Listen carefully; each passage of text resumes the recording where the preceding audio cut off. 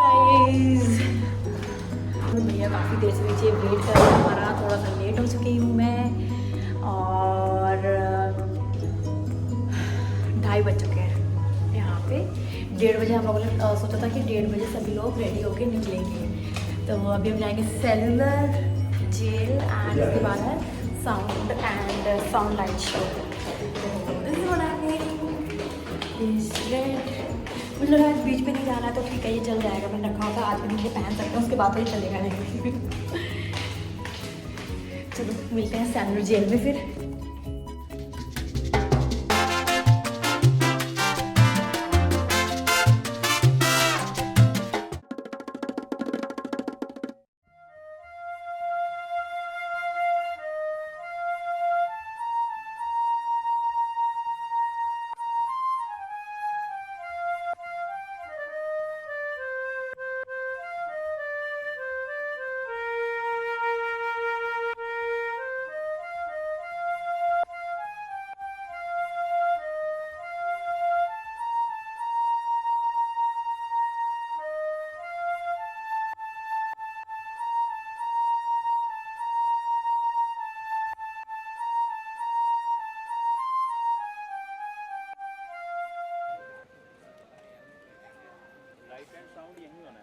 अच्छा, ये नाइट में होगा ना, यहाँ पे लाइट एंड साउंड। बच्चा ये जेल ही है, ये पूरी जेल है।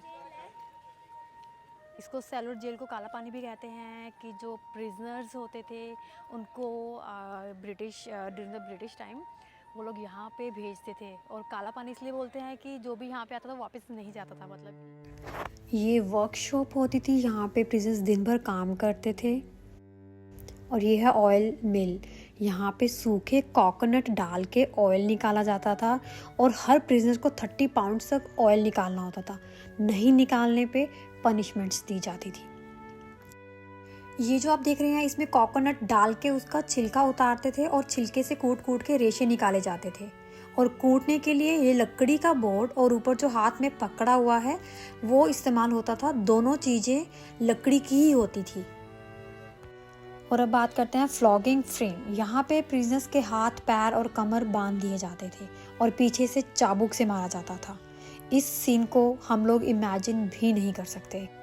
साइड में ये जो ड्रेस आप देख रहे हैं ये नारियल के रेशे से बनी होती थी। इतनी ह्यूमिडिटी में पहनने के लिए ये प्रिजनर्स को दी जाती थी एज अ पनिशमेंट। और कितने कितने दिन तक ऐसे ही खड़ा रखा जाता था हाथ पैर बांध के। ऐसे ही आपको यूरिन और स्टूल पास करना है इन्हीं सेम कपड़ों में। That's how they fought war for freedom in our country. इस जेल में टोटल 693 सेल्स हैं। एक प्रिजनर्स को एक सेल दी जाती थी और जिसका साइज होता था 13/7। ये आप देख रहे हैं कितना छोटा सेल है और सिर्फ एक विंडो है। रात में बिल्कुल अंधेरा होता था। अंधेरा होने पे काफ़ी कीड़े मकोड़े यहाँ पे आ जाते थे और प्रिजनर्स बेचारों को बिल्कुल पता भी नहीं लगता था। सिर्फ काटने पे ही उन्हें पता लगता था। कोई भी यहाँ किसी से बात तक नहीं कर सकता था और बात करने पे उनको पनिशमेंट दी जाती थी। जैसा कि मैंने आपको पहले बताया कि इस जेल में टोटल 693 सेल्स हैं और सबको लॉक लगाना और उनकी की संभालना is very difficult. So they design in such a way that this board that you are seeing in this picture is kept away from the door. मतलब अंदर से फ्रीडम फाइटर्स उनको कभी ओपन ही नहीं कर सकते थे और उनको लॉक लगाने की भी कभी ज़रूरत पड़ी ही नहीं। ये जो फोटो आप देख रहे हैं शिंद्रनाथ सान्याल है और वो यहाँ इस सेल में रहते थे। He was the founder of Hindustan Republican Association. He was the only freedom fighter who came here twice for punishments. See, its design looks like V-shape. ये इसलिए ऐसे डिज़ाइन किया गया था ताकि कोई भी किसी से बात तक ना कर सके और किसी को देख भी ना सके। और यहाँ पे सेल के बारे में बताया जाए तो सेल का अंदर का डायमेंशन मैंने आपको बताया था 13/1/2 एंड 7/1/2। एक सेल में एक जन को रखते थे। सेल के अंदर में जो है मेन इसका लॉकिंग सिस्टम को आप लोग को ध्यान से देखना। जब आप लोग ऊपर जाएंगे सावरकर जी का सेल देखने के लिए तो देखिएगा साइड में जो लॉक लगाया गया यहीं से लॉक करते थे। कहा जाता है कि ताला मारने के बाद जो फ्रीडम फाइटर सेल के अंदर होगा उनको अगर चाबी मिल जाएगा तो भी ताला खोल के नहीं जा सकता, इम्पॉसिबल। वहां से लेके यहाँ तक इनका हाथ रीच नहीं करता। जब डोर को फेस करके आप लोग खड़े होंगे तो राइट साइड में छोटा सा एक बॉक्स दिखेगा जहाँ से इनको नाइट टाइम पे खाना दिया जाए। और सेल के अंदर के बारे में बताया जाए तो हर सेल के अंदर में सोने के लिए इनको एक लकड़ी का बेड देते थे, वुडन बेड। इसके ऊपर एक ब्लैंकेट डाला जाता है। बेड का जो है हाइट काफी कम होता था, लेकिन इसका वेट बहुत ज्यादा, करीबन 50 से लेके 60 केजी का हैवी बेड। इतने हैवी बेड देने का रीजन क्या है बोलने से, इन केस कोई गार्ड उसको चेक करने के लिए सेल के अंदर में जाए तो उसको वेपन के रूप में यूज ना कर सके, उठा के किसी को मार ना सके, सरकाना भी मुश्किल था।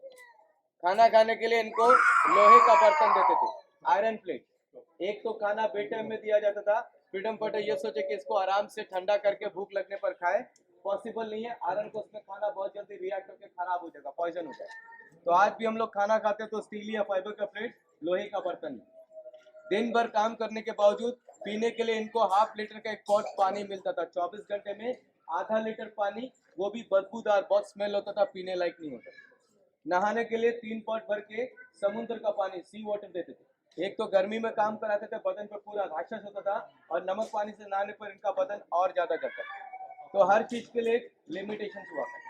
और जब सेल देखने आप लोग जाएंगे तो हर एक दिन का जो रोज शुरू होगा उसका पहला सेल आप लोगों को डिफरेंट नजर आएगा। पहला सेल को गार्ड सेल बोलते हैं, यानी कि एक गार्ड वहाँ पे आराम करता था, एक गार्ड यहाँ पे स्टैंड होकर ड्यूटी करता था। इनका शिफ्टिंग ड्यूटी जो है with in a fraction of second में हो सके बोल के पहला सेल गार्ड लोग को रेस्ट करने के लिए बनाया। ये पूरा रो को देखने के लिए एक ही गार्ड खड़ा होता था। एक विंग में सिर्फ 3 गार्ड लगते थे, ground floor, first floor and second floor. तो मैंने आपको कितना विंग बताया टोटल? 7 विंग। 3 into 7 कर दीजिए, 21 गार्ड फ्लोर में। वॉच टावर में 2 गार्ड, यानी कि 700 लोगों को देखने के लिए सिर्फ और सिर्फ 23 गार्ड का जरूरत। 23 गार्ड सफिशिएंट पूरा जेल को आराम से वॉच कर सकते हैं। और इस जेल में सबसे पॉपुलर स्त्री मैंने आपको बताया विनायक दामोदर सावरकर जी का। तो सबसे लॉन्ग पीरियड सावरकर जी को पनिशमेंट मिला था टोटल 50 साल का। सावरकर जी को 50 साल का सजा देने का रीजन, सावरकर जी जो है लंदन में अपना बैरिस्ट्री का कोर्स कर रहे थे। तो वकालत का पढ़ाई करने के टाइम सावरकर जी ने क्या किया, एक रशियन लैंग्वेज में बुक था बम बनाने का, उसको मराठी में ट्रांसलेट करके इंडिया में, उससे इंडिया में बम बनाया गया। काफी जगह पे विस्फोट किया गया, अंग्रेजों का बहुत सारा चीज नुकसान हुआ, जिसके लिए सावरकर जी को 25 साल का सजा मिली।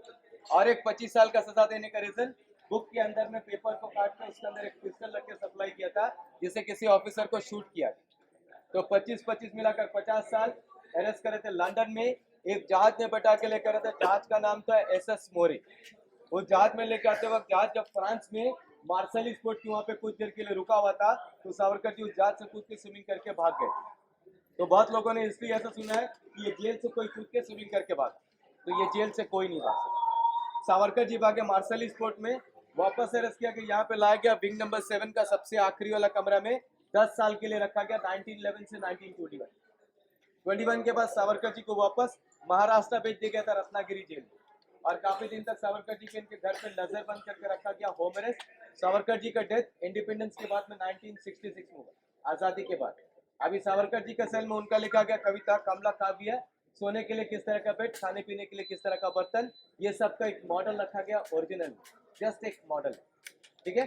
ऊपर जाएंगे तो सेल का डिफरेंस जो है, कॉरिडोर को अलग से ग्रिल डाल के बंद किया गया है, क्योंकि डे टाइम में इनको बाहर कॉरिडोर में, ताकि वहां से खड़ा होकर सावरकर जी जो है डिफरेंट टाइप्स ऑफ पनिशमेंट को देख सके, मेंटली टॉर्च।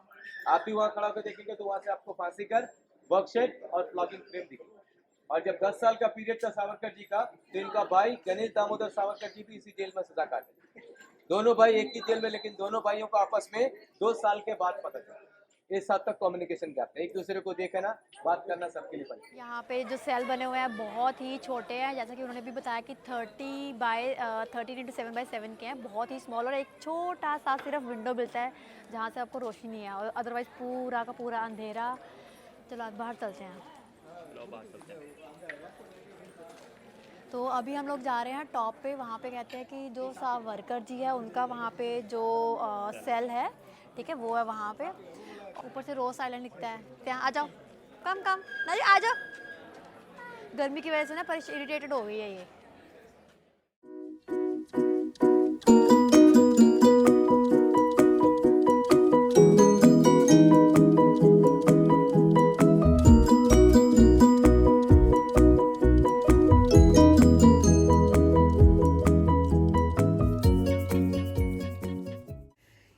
है सेंटर टावर। पहले यहाँ पे टोटल 7 विंग्स होते थे क्लॉकवाइज, और अभी सिर्फ 3 ही देखने को मिलते हैं, wings number 1, 6 and 7।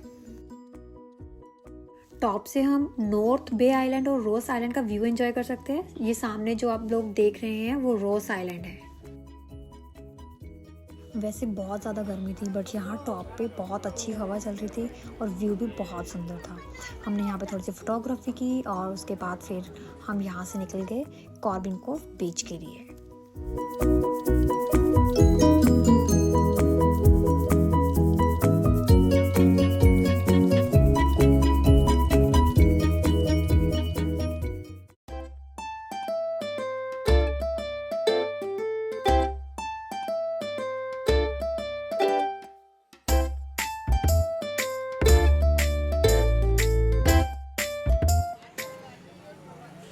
Cellular jail से निकलने के बाद हम लोग पहुंच गए हैं यहाँ पे कॉर्बिन कोव बीच के ऊपर, और this is mostly famous for जो वाटर स्पोर्ट एक्टिविटीज़ के लिए। यहाँ पे बहुत सारी एक्टिविटीज़ हैं। अभी मुझे कोई आइडिया नहीं कि कौन कौन सी जो वाटर स्पोर्ट एक्टिविटीज़ होती हैं। अभी देखते हैं कि क्या क्या कर सकते हैं और उनके क्या क्या चार्जेस रहते हैं। वाइट वाली रेड एंड सी कार्ड। अच्छा सी कार्ड। तो ये टॉप नंबर 1 एक्टिविटी में आता है सर, क्योंकि ये ऑल ओवर वर्ल्ड में सिर्फ 3 ही जगह पे है, दुबई, मॉरिशस और फर्स्ट टाइम इन अंडमान। तो इसमें आप 2 लोग जा सकते हैं। बीच में हमारा एक इंस्ट्रक्टर होगा, वो आपको गाइड करेगा। टोटल ड्यूरेशन 30 मिनट्स का होता है सर। तो आप इंटरेस्टेड है तो मुझे बता दीजिएगा सर। और पैरासेलिंग भी है यहाँ पे। कबीर भाई, जो ये वाला है इसके क्या, सी कार्टिंग, सी कार्ड, तो इसके क्या चार्जेस हैं? इसका 3500 पर पर्सन का होता है। 3500 पर पर्सन। ओके, मतलब कि जो दो जाएंगे तो उनका 7000 हो जाएगा क्या? 7000 हो जाएगा। ये स्पेशल डांस है हमारा, जिंगालाला dance. जिंगालाला dance.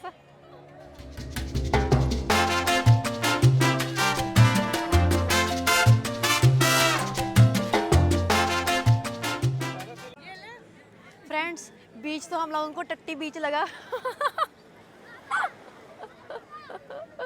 I just hate this word, but जो ये बीच है ना, इसको देख के मुझे यही वर्ड मिल रहा है। और इससे ज़्यादा मतलब इतनी ज़्यादा स्मेल।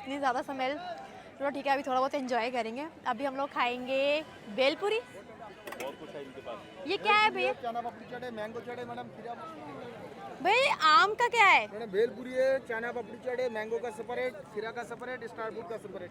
मैंगो वाला एक बनाओ। एक मैंगो वाला बनाओ। और ये वाला क्या है भैया? ये क्या है? ये बोला अमरक, आम। अमरक बोलते हैं इसको, स्टार फ्रूट बोलते हैं।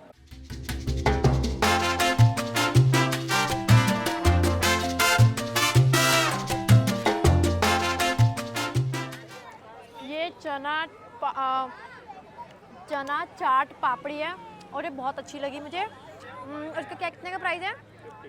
50 रुपीज़ है। ठीक है, बीच तो अच्छा नहीं है, पर हम ये पापड़ी चाट एंजॉय कर सकते हैं।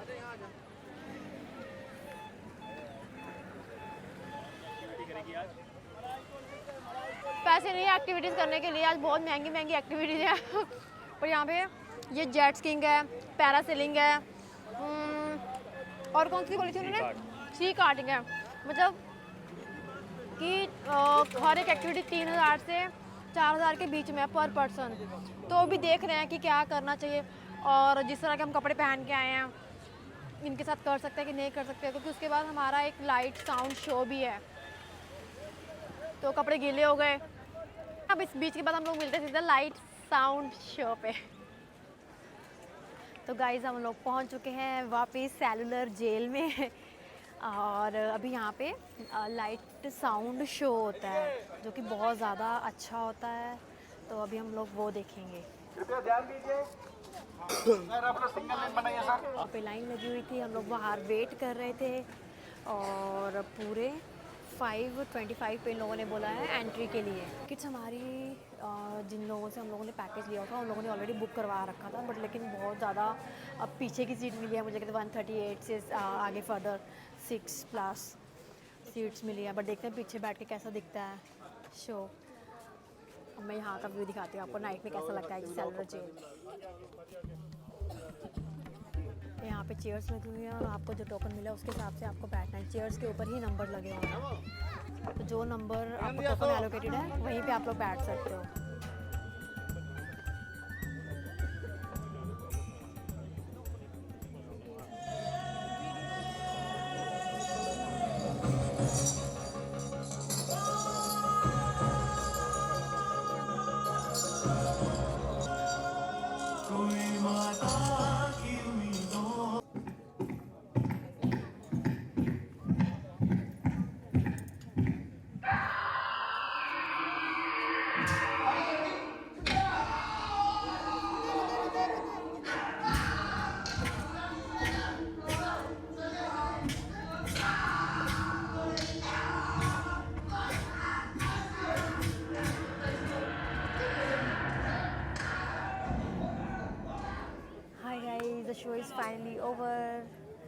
ऑलमोस्ट 40 मिनट्स का ये था शो। और मतलब अच्छा है, पूरी हिस्ट्री आपको दिखाई गई है, कैसे ये जेल बनी, कैसे कैसे प्रिजनर्स के साथ यहाँ पे हुआ। ठीक है, वर्थ इट है यहाँ पे ये वाला शो तो। और अभी हम लोग वापस we are going back to hotel. तो guys first day Port Blair में हमारा आज यहाँ पे फिनिश होता है फर्स्ट डे। अभी आज का जो हमारा प्लान था वो हम लोग गए यहाँ पे सेलो जेल में, उसके बाद गए कॉर्बिन कूव बीच पे है, और उसके बाद फिर से वापस सेलुलर जेल में ही साउंड लाइट शो था। सेलुलर जेल में जाना वहाँ पे गर्मी में, एक्चुअली दिसंबर का जो महीना है वो कहते हैं बेस्ट मंथ होता है विज़िट करने के लिए अंडमान में। जब हम लोग वहाँ पे गए तो भाई साहब बहुत ज़्यादा गर्मी थी, बहुत ज़्यादा गर्मी कि पसीने आ रहे थे और बच्चे इतने ज़्यादा परेशान हो गए थे। मतलब हम लोग तो बस वहाँ पे गए बैठे और मतलब कि ज़्यादा अच्छे से नहीं गए, पूरा कवर नहीं किया हमने सेलो जेल। मतलब फर्स्ट फ्लोर से ऊपर टॉप फ्लोर पे गए और फिर वहाँ पे हम लोगों ने जेल देखी, कैसे कितनी छोटी 13x7 की जेल, सिर्फ एक छोटी सी विंडो होती थी, कैसे वहाँ पे प्रिजनर्स को रखा जाता था, मतलब कितनी ज़्यादा उनको टॉर्चर करते थे, वी कैन नॉट इमेजिन। फिर उसके बाद हम लोग टॉप पे पहुँचे। टॉप पे वहाँ पे ये रोज़ आइलैंड दिखता है, बस वो देखा और उसके बाद हमने थोड़ी बहुत फोटोग्राफी की और हम लोग वहाँ से बाहर आ गए। फिर हम गए कॉर्बिन कूव बीच पे, बहुत गंदा बीच है वहाँ पे। वो सिर्फ इसलिए लेके जाते हैं कि आप लोग एक्टिविटीज़ करो, थोड़े बहुत पैसे वैसे ये वो। तो हम लोगों ने वहाँ पे आई गेस भी हम लोगों ने हाफ एन आवर मुश्किल से वहाँ पे रुके। हाँ, थोड़ा बहुत खाया पिया, मैगी वैगी खाई करी, चाट वाट खाई करी, फिर हम वहाँ से आ गए। उसके बाद जो लाइट शो है, साउंड लाइट शो, ये बहुत अच्छा है, मतलब अच्छा है, वर्थ इट है। 40 मिनट्स का होता है। हमारा जो शो था 525 पे हम लोगों को एंट्री मिल गई। इसके लिए जो टिकट होती है, जैसे हम लोगों ने पैकेज लिया तो उन लोगों ने ऑलरेडी लेके रखी हुई थी। आपको एक टोकन मिलता है, चेयर्स के ऊपर वो टोकन नंबर लिखा होता है और आपको उसी के हिसाब से बैठना होता है। तो 525 पे हमें एंट्री मिल गई और ये स्टार्ट हुआ 5 I guess between 5:40 to 6 o'clock के बीच में स्टार्ट हो गया और 6:30-40 पे ये फिनिश हुआ। तो मतलब 30-40 मिनट का ये शो है। उसमें पूरी वो स्टोरी बताते हैं हिस्ट्री में, वो कैसे कैसे जेल बनती है, कैसे कैसे ये लोग टॉर्चर करते हैं, फिर कैसे मतलब अब इसको वो जो एक राष्ट्रीय सामूहिक ये म्यूज़ियम काइंड ऑफ बना दिया गया है। तो बस यही सब था हमारा आज का दिन। अभी बस अब वापस होटल में हैं। अब लोग मोस्टली बस खाएंगे पिएंगे और अब सोएंगे। कल के लिए जो अपडेट है, कल हम जाएंगे रोस आइलैंड में। तो कल का जो व्लॉग होगा वो रोस आइलैंड के बारे में होगा। तब तक bye bye, tata, good night.